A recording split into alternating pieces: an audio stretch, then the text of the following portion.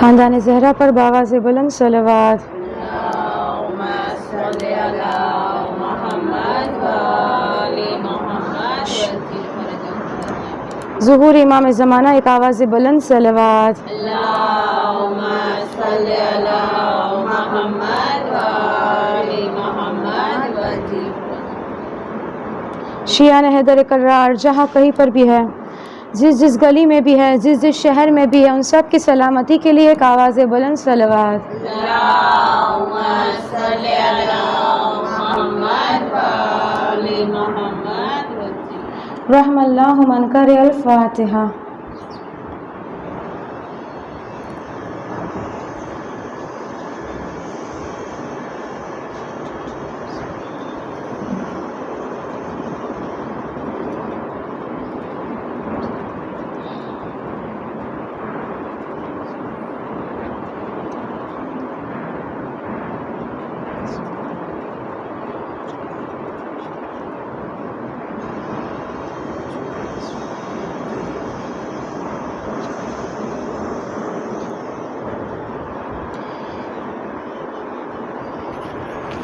اعوذ باللہ من الشیطان اللعین الرجیم بفضل بسم اللہ الرحمن الرحیم اللہم کل ولیک حجت ابن الحسن صلواتک علیہ وعلی آبائہ فی ہذہ الساعات وفی کل ساعات ولیا وحافظا وقائدا وناصرا ودلیلا وعینا حتی تسکنہ ارضک طوعا وتمتعہ فیہا طویلا صلوات۔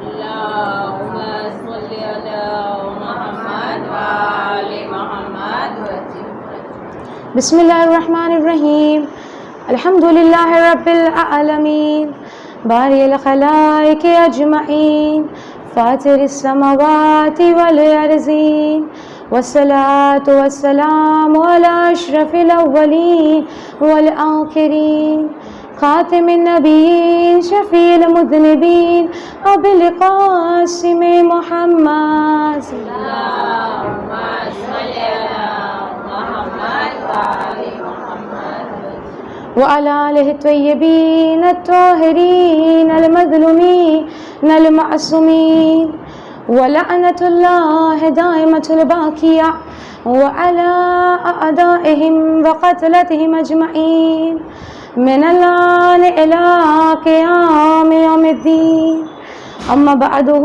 فقد قال الله تبارك وتعالى في كتابه المجيد وفرقانه الحميد إنما يريد الله ليذهب عنكم الرجس أهل البيت ويطهركم تطهيرا اللہم صلی علی محمد و آل محمد تمہیدی گفتگو آغاز کلام الحمد للہ رب العالمین۔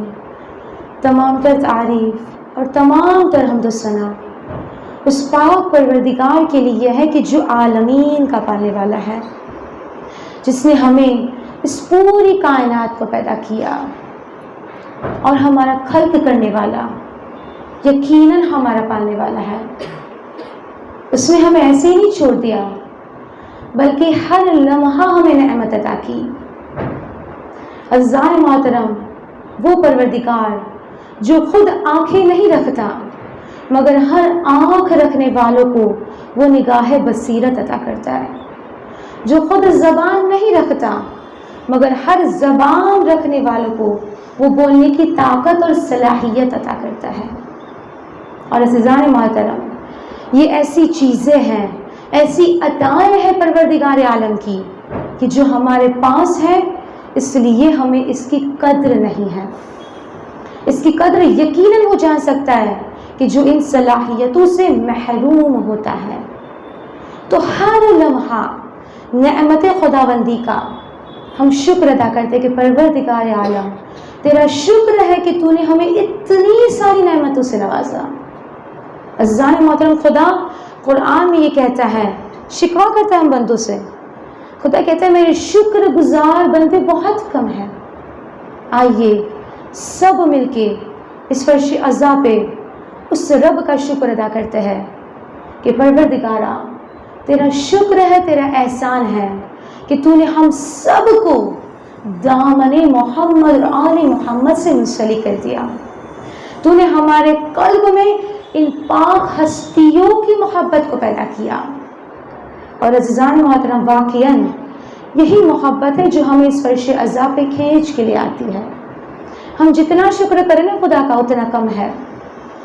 हम सब खुदा से दुआ करें कि परवरदिगार आलम हमेशा हमेशा इस ईमान में, इस मोहब्बत में इजाफा करते रहना और हम सब का खातिमा बखैर ईमान पे करना। जब दुआ की है तो कबूलियत के लिए बावाज़ बुलंद सलवात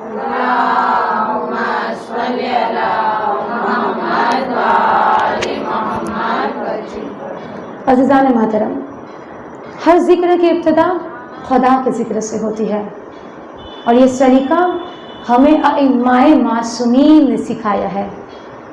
हम अपने मौला आका को देखें कि वो जंग के मैदान में अगर है तो, मिंबर पे अगर हो तो, मुसल्ले पे अगर है तो, मौला जहाँ कहीं पर भी है, लेकिन मौला के जिक्र की जो इब्तिदा होती है वो खुदा के जिक्र से होती है। और अजीज़ों, इंशाअल्लाह हमारा साथ 10 दिनों तक है और इन 10 दिनों में हमने एक टॉपिक पे गुफ्तगू करना है ताकि एक मकसद, एक हदफ हो हमारी गुफ्तगू का कि जब हम यहाँ से उठे तो कुछ ले के उठे।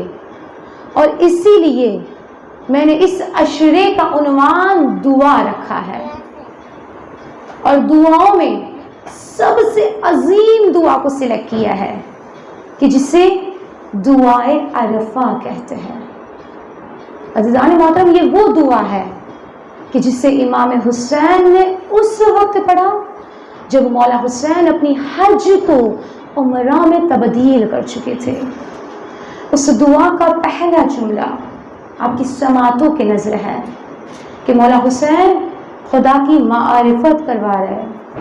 मौला कहते तमाम हम्द मखसूस है उस रब्बे ज़ुल जलाल के लिए कि जो हमारी दुआओं को कबूल करने वाला है, जो हमसे मुसीबतों को दूर कर देता है और वही है जो दरजात को बुलंद करता है। अज़ीज़ान मोहतरम, किस इंसान की खुदा की बारगाह में क्या दर्जा है, क्या मरातिब है, ये वो रब जानता है, हम नहीं जानते, वो खुदा जानता है। और दर्जों को बुलंद करने वाला खुदावंद आलम है। हम इंसानों में ताकत नहीं है कि किसी के दर्जों को बुलंद कर सके, खुदा में ही ताकत है। तो मौला हुसैन कहते हैं कि दर्जों को बुलंद करने वाला फ़कत खुदा ही है।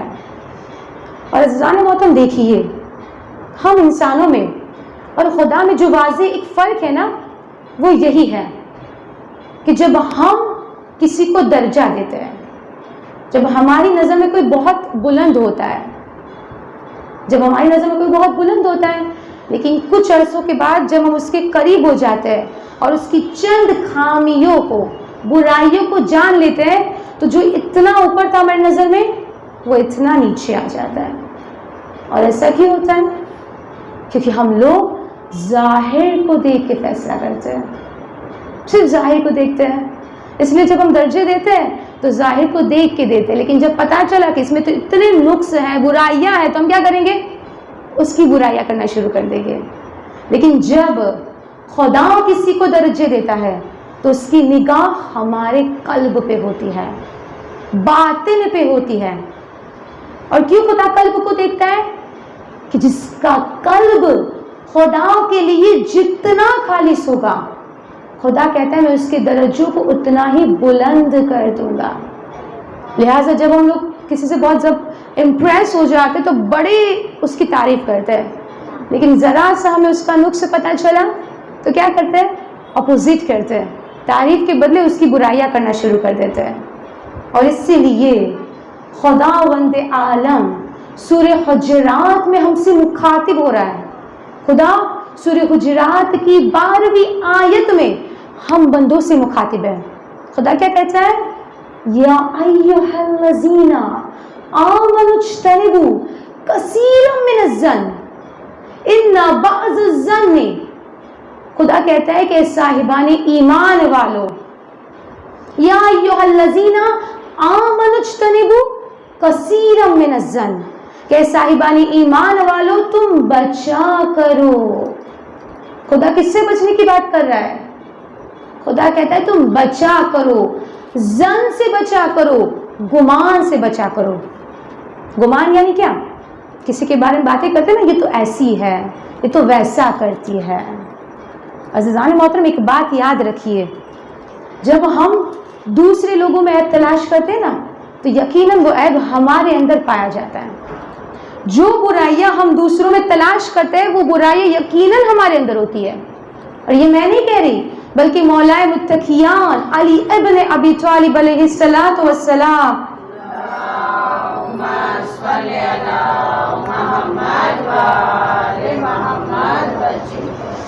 مولا متقیان کہتے ہیں کہ جو سب سے بڑا عیب وہ ہے جو تمہارے اندر ہے مگر تم دوسروں میں تلاش کرتے ہو. یعنی ہمارے اندر عیب پایا جاتا ہے لیکن ہم لوگ اپنے آپ کو نہیں چیک کرتے، ہم دوسروں کو تلاش کرتے ہیں. اور اس لیے خدا کہتا ہے کہ صاحبان ایمان والو تم گمان سے بچا کرو، کیونکہ یہ گمان بہت بڑا گناہ ہے. پھر خدا اگلی آیت میں کیا کہہ رہا ہے؟ وَلَا تَجَسَّسُوا وَلَا يَغْتَابُوا، کہ کسی سے تجسس مت کرنا. تجسس یعنی کسی کی ذات میں گھسنے کی کوشش مت کرنا، اس کی عیبوں کو، برائیوں کو جاننے کی کوشش نہیں کرنا. کیوں کوشش نہیں کرنا؟ کیونکہ جب ہمیں برائیاں پتہ چلے گی تو ہم لوگ اپنے تک تھوڑی محدود رکھیں گے، آس پڑوس میں بتائیں گے، فرینڈس کو بتائیں گے، جتنے رشتہ دار ہیں اسے بتائیں گے اس کے اندر تو یہ برائیاں ہے. اور خدا جانتا ہے کہ میرا بندہ جب کسی کے عیب کو جان لے گا تو یقیناً اس کا گناہ وہاں تک نہیں رکے گا. خدا کہتا ہے پھر وہ غیبت بھی کرے گا. تو عزیزان محترم یہ ایک تجسس ہم سے کتنے سارے گناہ کروا رہا ہے، غیبت کروا رہا ہے. اور صرف غیبت ہم نے نہیں کی، پھر جب دوسرے کو پتا چلا تو وہ تیسرے کو بتائے گا. یعنی جہاں جہاں تک بات پہنچے گی سب کا گناہ ہمارے ماتھے چڑھ جائے گا.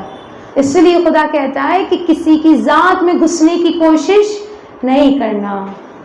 اس لیے مولا حسین دعائے عرفہ میں کہتے ہیں کہ جب خدا کسی کو درجے دیتا ہے تو اس کی نگاہ قلب پہ ہوتی ہے.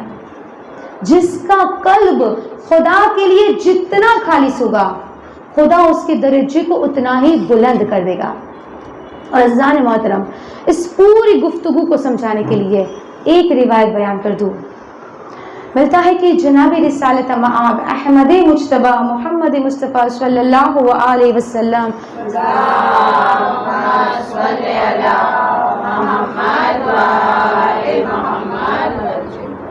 رسول اسلام مسجد میں تشریف فرما تھے. ایک مرتبہ ایک شخص آیا جو دوسرے علاقے سے تھا، آیا اور رسول کے پاس آ کے اس نے 300 اشرفیہ تحفے میں دی، ہدیے میں دی رسول کو.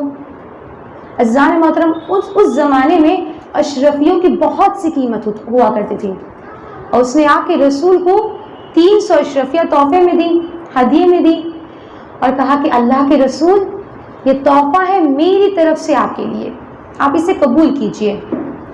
رسول خدا نے اب وہ 300 اشرفیہ اٹھائی اور فوراً مولا کائنات کے ہاتھ میں دے دی اور کہا کہ اے علی یہ تحفہ ہے میری طرف سے تمہارے لیے.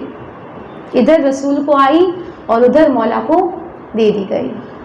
عزیزان محترم یہ جو مولا کی ذات سے بغض ہوتا ہے نا، حسد ہوتا ہے، یہ آج کے زمانے سے نہیں ہے بلکہ رسول کے زمانے سے ہے.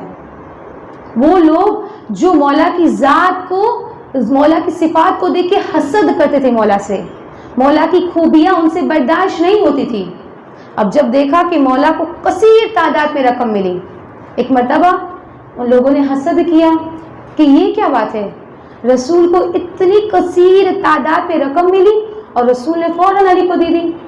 لیکن عزیزان محترم، جب مولا کے ہاتھ میں وہ 300 اشرفیاں آئی نا تو مولا نے ایک جملہ کہا، مولا نے کہا خدا کی قسم میں اسے راہ خدا میں خرچ کروں گا۔ مولا عشاء کی نماز پڑھ کے مسجد سے باہر نکلے، جیسے ہی باہر نکلے نا تو کیا دیکھا کہ ایک عورت گزر رہی تھی۔ مولا نے اب 300 اشرفیوں میں سے 100 اشرفیاں نکالی اور اس عورت کے ہاتھ میں صدقہ کر دیا، اس عورت کو دے دی۔ وہ عورت چلی گئی، مولا بھی چلے گئے۔ مولا نے اپنے پاس تو رکھنا نہیں تھا، راہ خدا میں دینا تھا۔ وہ چلی گئی، مولا بھی چلے گئے۔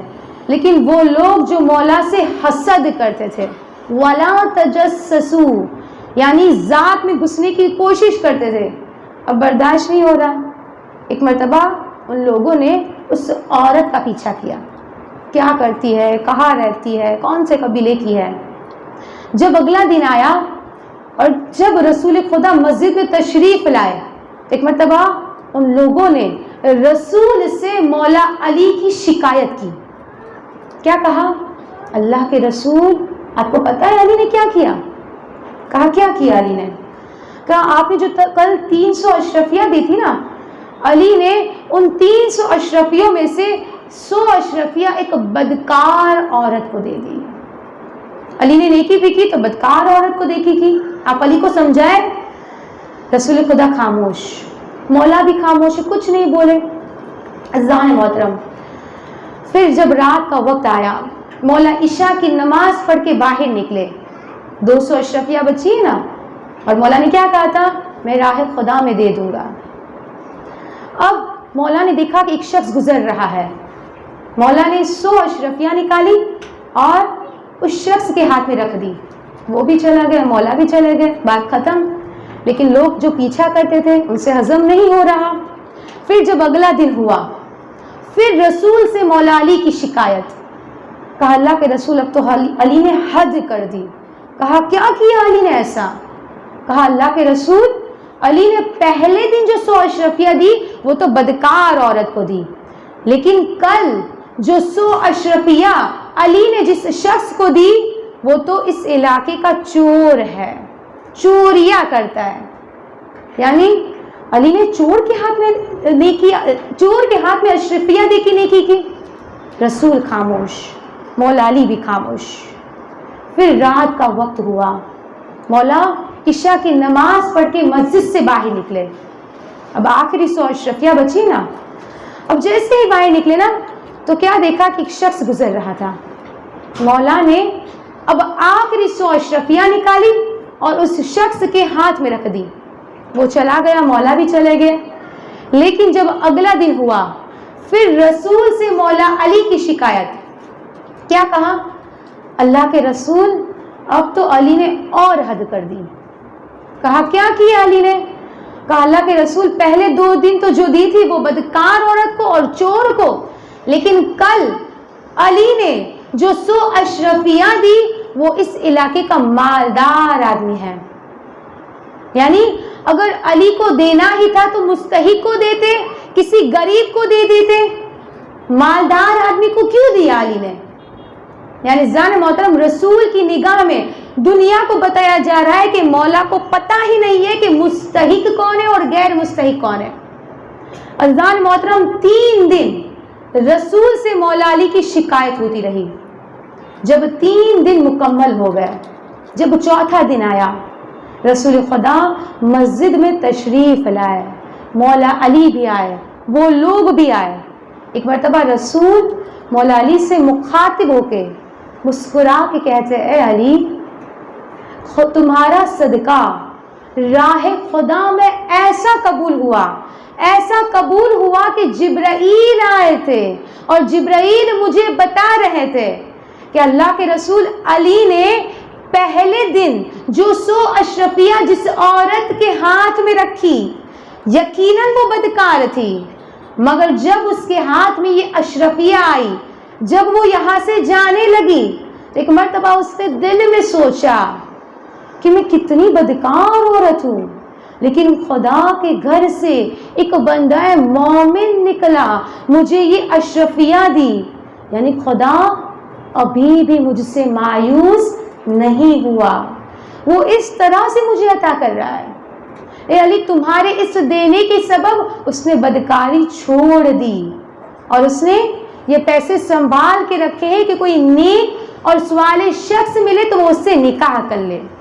کہا اے علی، رسول کہتے اے علی دوسرے دن جو 100 اشرفیہ تم نے چور کو دی تھی نا، جبرائیل بتا رہے تھے کہ جب وہ چور جانے لگا تو اس نے دل میں سوچا کہ خانہ خدا سے ایک نیک شخص نکلا، ایک بندہ نکلا، ایک مومن نکلا جس نے میرے ہاتھ میں 100 اشرفیہ رکھی، یعنی خدا مجھے اس طرح سے عطا کر رہا ہے اور میں چوریاں کروں، گناہ کروں۔ اے علی تمہارے اس دینے کے سبب اس نے چوری چھوڑ دی اور اس پیسوں سے اس نے کاروبار شروع کر دیا ہے، رزق حلال کما رہا ہے۔ پھر رسول کہتے ہیں علی تیسرے دن جو 100 اشرفیہ تم نے جس پیسے والے شخص کے ہاتھ میں رکھی تھی نا، وہ مالدار ہے، لیکن جب اس کے ہاتھ میں یہ اشرفیہ آئی نا تو اس نے سوچا کہ میں کتنا مالدار ہوں، علی کتنے غریب ہے، علی کے لباس میں پیوند لگے ہوتے ہیں، علی سوکھی روٹیاں کھاتے ہیں، میں مالدار ہوتے ہوئے خدا کی راہ میں واجب زکوٰۃ نہیں دے رہا، اور علی غریب ہوتے ہوئے مجھے 100 اشرفیہ دے رہے ہیں۔ علی تمہارے اس دینے کے سبب اس نے گزشتہ سالوں کی تمام زکوٰۃ کا حساب لگایا اور اب وہ راہ خدا میں خرچ کر رہا ہے۔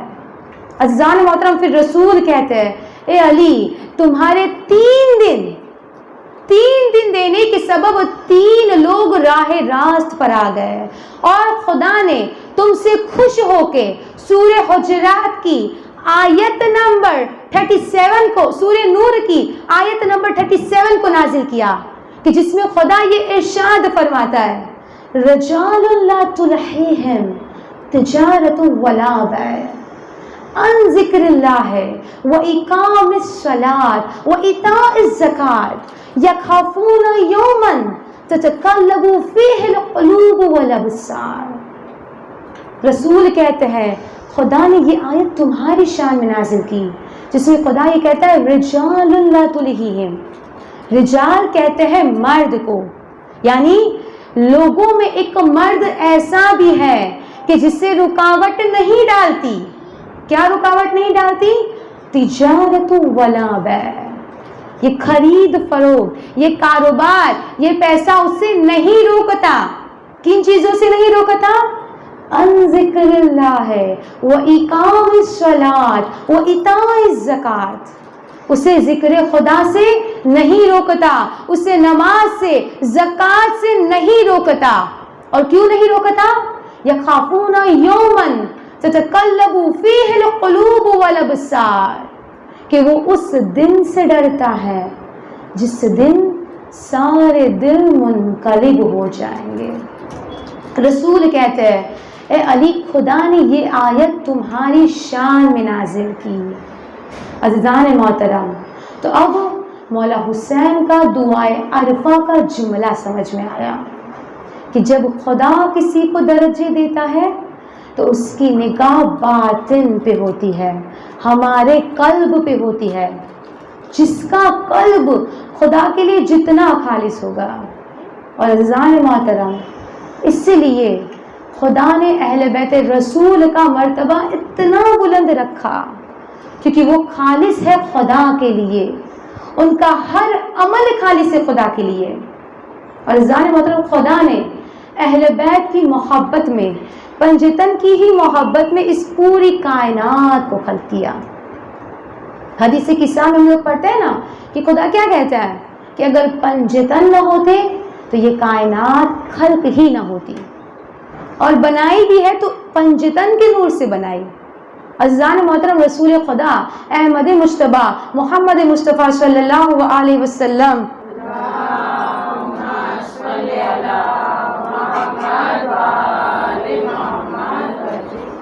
رسول خدا ارشاد فرماتے ہیں کہ خدا نے میرے نور سے عرش اعظم کو خلق کیا، علی کے نور سے خدا نے ملائکہ کی خلقت کی، فاطمہ زہرا کے نور سے خدا نے زمین اور آسمان کو پیدا کیا، حسن مجتبیٰ کے نور سے خدا نے چاند اور سورج کی خلقت کی، اور حسین مظلوم کے نور سے خدا نے بہشت کی تقریر کی۔ تو عزیزان محترم پتہ یہ چلا کہ یہ کائنات تقریر پائی تو پنجتن کے نور سے، اور جب خدا نے خلق کیا تو اپنے حبیب سے مخاطب ہو کے سورہ شورى کی آیت نمبر 23 میں خدا یہ کہتا ہے قُلْ لَا أَسْأَلُكُمْ عَلَيْهِ أَجْرًا إِلَّا الْمَوَدَّةَ فِي الْقُرْبَى۔ کیا کہہ رہا ہے خدا؟ قُلْ لَا أَسْأَلُكُمْ عَلَيْهِ أَجْرًا، کہ میرے حبیب کہہ دو ان سے کہ میں تم سے اجر رسالت کچھ نہیں مانگتا سوائے اس کے کہ میرے اقرباء سے مودت کرو۔ عزیزان محترم، رسول کہتے ہیں کہ جو بھی مجھ سے میری آل سے محبت کرے گا، حق کے مودت ادا کرے گا، تو خدا اس کو 20 فائدے عطا کرے گا، 10 فائدے دنیا کے اور 10 فائدے آخرت کے۔ اور انشاءاللہ میری کوشش رہیں گی کہ روزانہ 1 یا 2 فائدے ضرور بیان کروں گی۔ آج 2 فائدے دنیا کے بیان کر دوں کہ رسول کہتے ہیں کہ جو بھی مجھ سے میری آل سے محبت کرے گا اور اس کی محبت مودت کی منزل پر ہوگی، تو پہلا فائدہ رسول کہتے ہیں دنیا کا اسے یہ ملے گا کہ خدا اس کے دل سے دنیا کی محبت کو نکال دے گا۔ یعنی یہ جو ہمارے قلب کے اندر ہوتا ہے نا کہ اس نے میرے ساتھ یہ کر دیا، اس نے یہ کر دیا، نہیں، خدا دل سے دنیا کی محبت کو نکال دے گا۔ یہ ہے پہلا فائدہ۔ اور دوسرا فائدہ رسول کہتے ہیں کہ جو بھی مجھ سے میری آل سے محبت کرے گا، حق کے مودت ادا کرے گا، تو وہ علم کی تلاش میں سرگردہ رہے گا۔ یعنی کتابوں سے علم مل جائے، مجلسوں سے علم مل جائے، محفلوں سے علم مل جائے، عالموں سے علم مل جائے، یعنی وہ ہر لمحہ یہ کوشش کرے گا کہ کسی بھی طرح کہیں بھی جگہ سے علم مل جائے۔ اور کیوں نہ کوشش کرے؟ کیونکہ رسول کہتے ہیں انا مدینۃ العلم وعلی بابها، انا مدینۃ الحکمہ وعلی بابها۔ کیا کہہ رہے رسول؟ میں شہر علم ہوں اور علی اس کا دروازہ ہے، میں شہر حکمہ ہوں اور علی اس کا دروازہ ہے۔ تو جب مولا شہر علم کا دروازہ ہو تو یقیناً ان کے چاہنے والے علم کو حاصل کرنے کی کوشش کریں گے۔ اور عزیزان محترم، مولا کا علم کتنا ہے ہم لوگ اندازہ نہیں لگا سکتے۔ اور مولا نے مختلف جگہ پہ کہا، کیا کہا؟ سلونی سلونی قبل ان تفقدونی، کہ پوچھ لو مجھ سے جو پوچھنا چاہتے ہو۔ مختلف جگہوں پہ مولا نے دعویٰ کیا۔ اب مولا سے کیسے سوال ہوتے تھے کہ مولا میرے سر پہ بال کتنے ہیں؟ تو مولا نے کہا میں بتا تو دوں گا کہ کتنے بال ہیں، لیکن تحقیق کون کرے گا کہ کتنے بال ہیں؟ تحقیق کون کرے گا کہ جتنے میں کہہ رہا ہوں اتنے ہی بال ہیں؟ عزیزان محترم، پھر مولا نے ایک مرتبہ مسجد میں مولا تھے اور مولا نے دعویٰ کیا سلونی سلونی۔ ایک شخص کھڑا ہوا اور کہا اے علی ایک سوال کروں گا۔ کہا کرو، سوال کیا ہے؟ کہا علی یہ بتاؤ آج میں کیا کھاؤں گا؟ مولا نے ایک مرتبہ اس کا چہرہ دیکھا اور مولا کہتے آج تم دودھ چاول کھاؤ گے، لیکن مولا سے تو وہ بغض رکھتا تھا۔ ایک مرتبہ کہتا ہے علی آج میں دودھ چاول نہیں کھاؤں گا۔ مولا علی مسکرائے اور مسکرا کے کہتے ہیں کہ آج تم دودھ چاول ہی کھاؤ گے۔ وہ کہتا ہے نہیں میں نہیں کھاؤں گا۔ مولا کہتا ہے کہ جتنی بھی کوشش کر لو، لیکن میں نے جو کہہ دیا نا خدا وہ تقدیر میں لکھ دیتا ہے، تم دودھ چاول ہی کھاؤ گے۔ عزیزان محترم، وہ ناراضگی کی حالت میں مسجد سے باہر نکلا، غصے کی حالت میں نکلا، گھر گیا اپنی زوجہ سے کہا کہ بہت بھوک لگی ہے، جلدی سے کھانا لگاؤ۔ پھر پوچھا کہ کھانے میں کیا بنا ہے؟ تو اس کی زوجہ نے کہا آج تو دودھ چاول بنے ہیں۔ اب غصے میں آ کے کہتا ہے کچھ اور نہیں پکایا؟ کہا نہیں۔ ایک مرتبہ وہ شخص کہتا ہے کہ ایسا کرو پڑوس سے کچھ مانگ کے لے آؤ، کچھ کھانا مانگ کے لے آؤ۔ عزیزان محترم، اب اس کی زوجہ گئی، پڑوس میں گئی، لیکن بہت دیر ہو گئی، جب بہت دیر ہوئی اور جب وہ واپس آئی تو اس کا شوہر غصے میں آ کے کہتا ہے کہ اتنی دیر کیوں لگی، کھانا لائی یا نہیں؟ اب وہ کہتی ہے کہ نہیں۔ کہا کیوں؟ کہا میں بہت حیران ہوں۔ کہا حیران کیوں ہو، کیا ہو گیا؟ کہا میں جہاں جہاں کھانا مانگنے گئی نا سب جگہ پہ دودھ چاول بنے تھے، اور دودھ چاول تو تمہیں کھانا نہیں تھا کیونکہ وہ تو گھر میں بھی پکا ہے۔ اب ایک مرتبہ وہ شوہر، اس کا شوہر کہتا ہے نہیں مجھے نہیں کھانا، گھر سے باہر نکلا، جب دور چلتے ہوئے گیا کیا دیکھا کہ ایک قافلہ گزر رہا تھا۔ اب اس نے اس قافلے والوں کو روکا اور روک کے کہا کہ آپ کے پاس کچھ کھانا ہے تو مجھے دے دیجئے، مجھے بہت بھوک لگی ہے۔ تو قافلے والوں نے کہا ہاں ہے۔ کہا کیا کھانا ہے؟ کہا دودھ چاول ہے۔ جیسے ہی سنا تو وہ کہتا ہے نہیں مجھے دودھ چاول نہیں کھانے۔ اب قافلے والوں نے کہا کیوں نہیں کھانا دودھ چاول؟ کہا نہیں بس مجھے بھوک نہیں لگی، مجھے دودھ چاول نہیں کھانا۔ جیسے ہی جانے لگا نا تو اب اس قافلے والوں کا جو سردار تھا اس نے اسے پکڑ کے روکا اور کہا کیوں نہیں کھانا دودھ چاول؟ کہا میری مرضی، مجھے نہیں کھانا۔ اب اس قافلے کے سردار نے کہا کہ تمہیں کھانا پڑے گا، نہیں کھاؤں گے تو زبردستی مار مار کے ہم کھلائیں گے۔ کہا کیوں؟ کہا اس لیے کہ ہمارے قبیلے میں ایک رسم ہے کہ اگر ہم سے کوئی کھانا مانگے لیکن اگر وہ نہ کھائے تو یہ ہماری بے عزتی ہوتی ہے۔ کہا اگر نہیں کھایا تو مار مار کے کھلاؤں گا۔ اب اس نے بہت منع کیا لیکن اب قافلے والے ساروں نے اس کو مار مار کے دودھ چاول کھلائے۔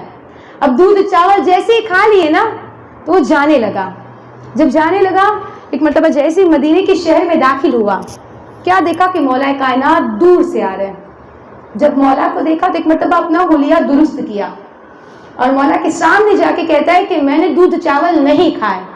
مولا کہتا ہے تو نے کھائے ہیں دودھ چاول اور مار مار کے تجھے کھلایا گیا۔ پھر مولا کہتے اگر میری بات مان لیتا نا تو ایسے ہی دودھ چاول کھا لیتا، لیکن دیکھا جب میری بات نہیں مانی تو تجھے مار مار کے دودھ چاول کھلائے گئے۔ عزیزان محترم، یہ بغض علی آج کے زمانے سے نہیں ہے بلکہ رسول کے زمانے سے ہے۔ ہاں باب اعظم، بس میں اپنی گفتگو کو سمیٹ لیا۔ عزادارو، یقیناً اس فرش عزا پہ ہمارا وقت کا امام آ گیا ہوگا۔ عزادارو، ہمیں پرسہ دینا ہے ہمارے وقت کے امام کو، ان کے جد کا۔ عزادارو، ہم سب امام زمانہ کو بہت پکارتے ہیں نا کہ الاجل یا امام، اے امام آ جائیے، ہم سب آپ کے لیے تیار ہیں۔ لیکن عزادارو بس ایک روایت بیان کر دوں کہ کیا ہم ایسے تیار ہیں؟ عزادارو ملتا ہے کہ عالم دین بیان کرتے ہیں علامہ اسد اللہ، وہ کہتے ہیں کہ ایک دن مجھے علمی مسئلہ درپیش ہوا، میں نے مولا کائنات سے توسل کیا۔ جب مولا سے توسل کیا نا اور جب رات کو میں سویا تو خواب میں نے مولا کائنات کو دیکھا۔ جب مولا کو دیکھا مولا نے مسئلے کا حل بتایا۔ پھر ایک مرتبہ علامہ اسد اللہ کہتے ہیں کہ میں نے مولا علی سے سوال کیا، اے مولا یہ بتائیے کہ جتنی زندگی میں گزار چکا ہوں اور مولا جتنی زندگی میں اب گزار رہا ہوں، کیا اس زندگی تک کبھی میں نے اپنے وقت کے امام کو دیکھا ہے؟ حضرت مولا علی کہتے ہیں ہاں، ایک دن ایسا ہوا کہ تم نے تمہارے وقت کے امام کو دیکھا تھا۔ کہا مولا کب دیکھا؟ کہا ایک دن جب تم میرے حرم میں آئے، نماز پڑھ رہے تھے تو تمہارے آگے ایک سید نماز پڑھ رہا تھا اور اس کی تلاوت، اس کی قرأت تمہیں اتنی پسند آئی کہ جب اس نے نماز ختم کر دی نا تو تم نے اپنی جیب سے کچھ پیسے نکالے اور اس سید کو دینا چاہے۔ اس سید نے یہ کہہ کے انکار کر دیا کہ مجھے ان پیسوں کی ضرورت نہیں ہے، تمہیں زیادہ ضرورت ہے۔ اسد مولا کہتے ہیں اسد اللہ وہی تمہارا امام تھا۔ عزادارو کہنے کا مطلب ہی یہی ہے کہ ہم سبھی امام کو پکار رہے ہیں، لیکن کیا ہمارا بلانا کوفے والوں کی طرح تو نہیں ہے نا؟ کیونکہ بلایا تو کوفے والوں نے بھی تھا امام کو، لیکن حضرت تاریخ بتاتی ہے جب کوفے والوں نے بلایا امام کو، میرے مولا حسین جانے کی تیاری کرنے لگے۔ ایک مرتبہ بی بی زینب کے قریب آئے اور قریب آ کے کہتے بہن زینب سامان سفر تیار کرو، اور باب اعظم مولا حسین کہتے بہن سامان سفر تیار کرو، ہم جا رہے ہیں مدینہ کو چھوڑ کے۔ حضرت بی بی زینب رو کے سوال کرتی ہے اے بھیا سامان سفر کیوں تیار کرے، کیوں جا رہے مدینہ کو چھوڑ کے؟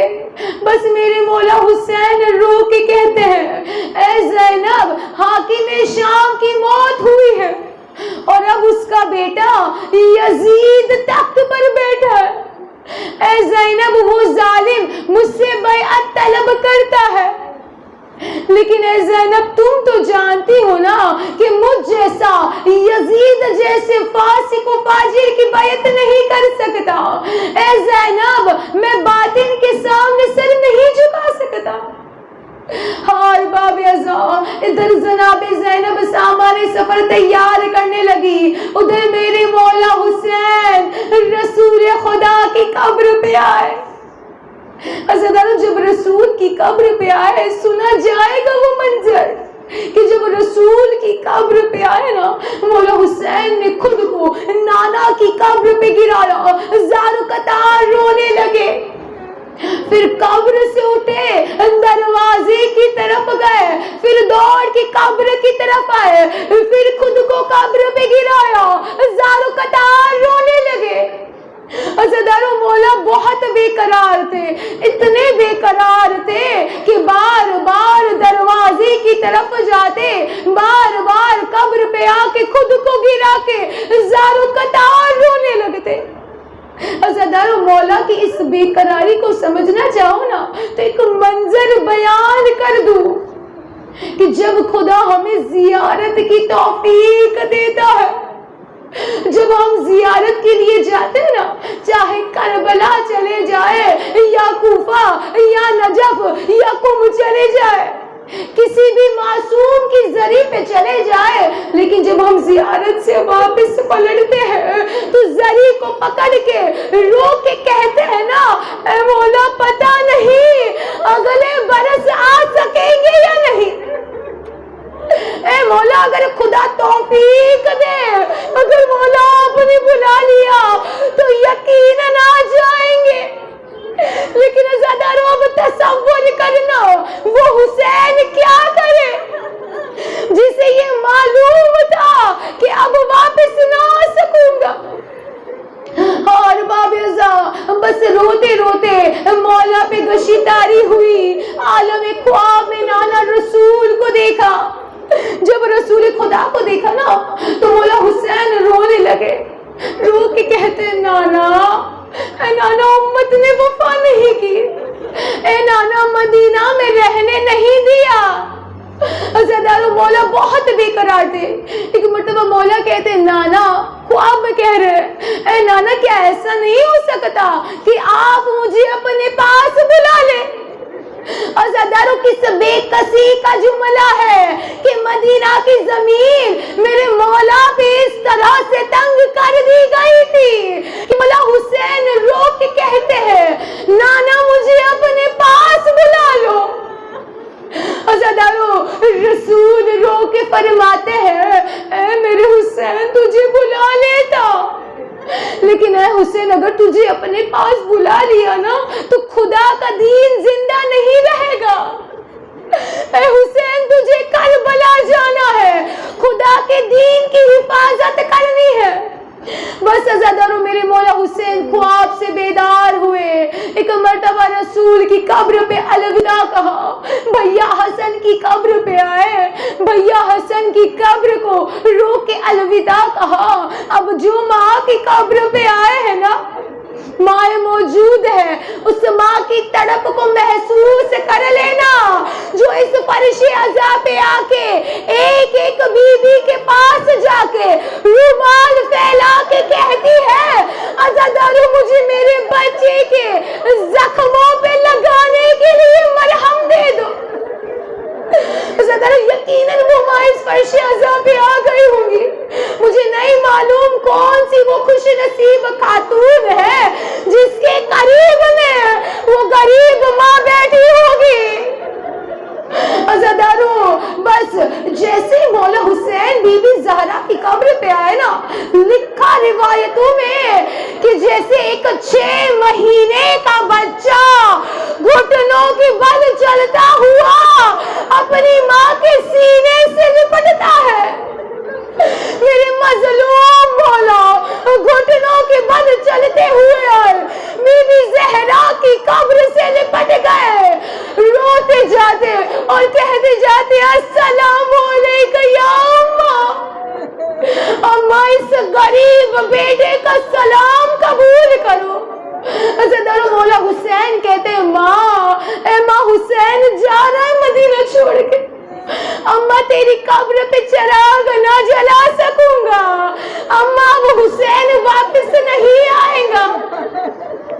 بس عزاداروں، قبر کے اندر سے شہزادی کی آواز آئی وعلیک السلام یا غریب الامہ، اے میرے غریب بیٹا، میرے مسافر بیٹا، تجھ پر بھی میرا سلام، اے میرے لالا تو تنہا نہیں جا رہا، یہ تیری غریب ماں تیرے ساتھ ساتھ ہوگی۔ اور بابیزا آج تک وہ ماں حسین کے ساتھ ہے، دنیا میں جہاں کہیں پر بھی یہ فرش عذاب بچھ جاتی ہے وہ ماں جنت چھوڑ کے چلی آتی ہے۔ اور باب اعظم بس سامان سفر تیار ہو گیا، میرے مولا حسین نے کنیز سے کہا کہ جاؤ میری زینب سے کہہ دو کہ سامان سفر تیار ہو گیا ہے، اب چلنے کی تیاری کرے، لیکن سب بیویاں میری سغرا سے رخصت لے لیں۔ عزاداروں، باپ کو بیٹیوں سے بڑی محبت ہوتی ہے، لیکن جس کا باپ حسین جیسا ہو، جس کی بیٹی بیمار ہو، وہ باپ سب کو لے جائے، اپنے ہر بیٹے کو، اپنی ہر بیٹی کو لے جائے، لیکن بیمار بچی کو تنہا چھوڑ دے۔ عزاداروں، جناب سغرا کے قلب پہ قیامت گزر رہی تھی۔ عزاداروں، بس ایک ایک بی بی آتی ہے، جناب سغرا کے سر پہ ہاتھ رکھ کے کہتی ہے سغرا خدا حافظ۔ عزاداروں، ایک ایک بی بی آتی رہی، بی بی سغرا سے خدا حافظ کہہ کے چلی جاتی۔ ایک مرتبہ جیسے ہی جناب زینب قریب آئی نا، اب بی بی سغرا نے دیکھ لیا کہ میری مشکل کشا دادا کی بیٹی ہے بی بی زینب۔ ایک مرتبہ جیسے ہی قریب آئی، سر پہ ہاتھ رکھ کے کہا سغرا بیٹی خدا حافظ، اے سغرا ہم جا رہے ہیں مدینہ چھوڑ کے۔ جیسے ہی یہ کہنا تھا، بی بی سغرا نے جناب زینب کے دامن کو پکڑ لیا اور پکڑ کے رو کے کہتی ہے اے پھوپھی اماں، آپ مشکل کشا کی بیٹی ہے، اے پھوپھی اماں میری مشکل کو حل کر دیجئے۔ بس عزاداروں، بی بی زینب کہتی سغرا کیا بات ہے، کیا ہو گیا؟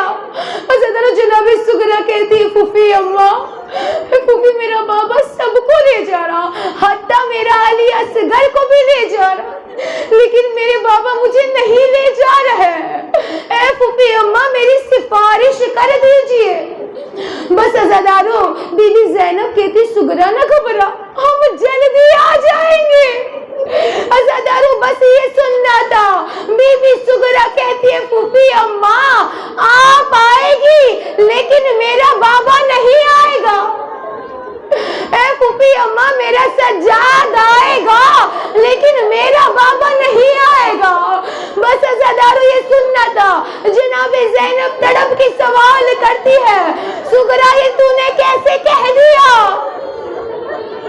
عزاداروں، وہ بیمار بچی رو کے کہتی ہے پھوپھی اماں میں بیمار ہوں نا، اور بیمار کو راتوں میں نیند نہیں آتی، اے پھوپھی اماں جب کل کی رات مجھے نیند نہیں آ رہی تھی، میں اپنے کمرے سے باہر نکلی، میں نے کیا دیکھا کہ صحن کی پچھلی دیوار ہے، جہاں ایک کونے میں ایک نقاب پوش معظمہ کبھی سر پہ ہاتھ مارتی ہے، کبھی سینے پہ ہاتھ مار کے کہتی ہے میرا غریب حسین اور میرا پیاسا حسین۔ اے پھوپھی اماں، میں نے پہچان لیا کہ وہ کوئی اور نہیں بلکہ میری دادی زہرا ہے جو میرے بابا کو رو رہی ہے۔ بس ماں کا سننا تھا۔ بی بی زینب تڑپ گئی، تڑپ کے کہتی ہے سغرا آ تیری سفارش کر دوں۔ عزادارو بس جناب زینب جناب سغرا کو لے کے چلی۔ مولا حسین کے کمرے میں جیسے ہی داخل ہوئی نا، مولا حسین نے دور سے دیکھ لیا، پتا چل گیا کہ سفارش کرنے آئی ہے۔ مولا حسین نے کہا زینب سفارش نہ کرنا، اے زینب میں اپنے ہر بیٹی کو لے جاؤں گا، ہر بیٹی کو لے جاؤں گا، لیکن سغرا کو نہیں لے جا سکتا۔ عزادارو بی بی زینب رو کے کہتی بھیا، اے بھیا میری سغرا سے غلطی کیا ہو گئی؟ عزادارو بس مولا حسین رو کے کہتے آخری جملہ، مولا حسین کہتے اے زینب میری ہر بیٹی یا تو میرے بابا علی کی شبیہ ہے یا تو میرے نانا رسول کی شبیہ ہے، لیکن اے زینب میری سغرا میری ماں فاطمہ زہرا کی شبیہ ہے۔ ہائے یہ غریب حسین یہ کیسے برداشت کرے کہ شرابیوں کا ہجوم ہو میری ماں کی شبی کو ان شرابیوں کے ہجوم میں بے مخنا و چادر کیسے دیکھے۔ اللہ لعنت اللہ علی القوم الظالمین۔ وسيعلم الذين ظلموا أيام ينقلبون إنا لله